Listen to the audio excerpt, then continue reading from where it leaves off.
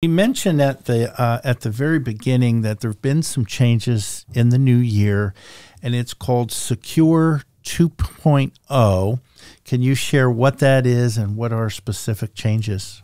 For business owners, the past few years have seen tremendous changes as it relates to retirement planning.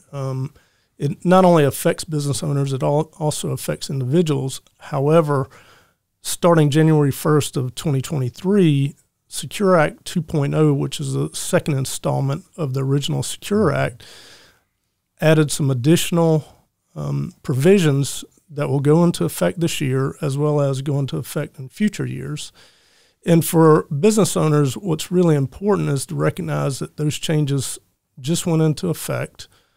It's time to start evaluating where you are in terms of your current retirement plan and or evaluate whether you want to offer one, because really what has transpired, one of the main provisions in the Act at this point are additional tax credits that are being offered to small business owners. If they start a plan, there's also tax credits for those that have existing plans, but also do certain steps to earn that credit.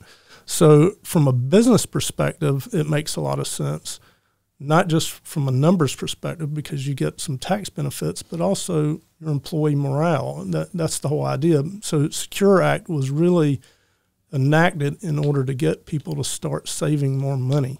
And in order to do that, legislation had to allow employers some benefit in order to help encourage that, and that's what we're seeing now. And because of that, we're going to see many of these provisions go into effect this year, but if you don't start taking steps now, you may miss out on some of the benefits that are now in place. And let's run through some of those specifics for someone that may be watching. Is there a certain limit on the number of employees that you have? There is. So if you have up to 50 employees, the rules are very specific as it relates to the credit.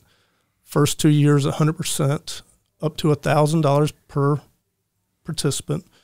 After that, it graduates out into the fifth year. So there are certain parameters there for employers that have 50 employees.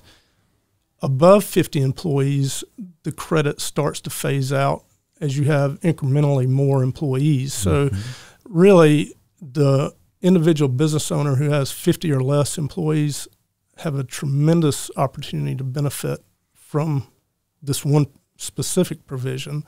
But those employers 50 to 100, there's still benefit there too. It's just not quite as much.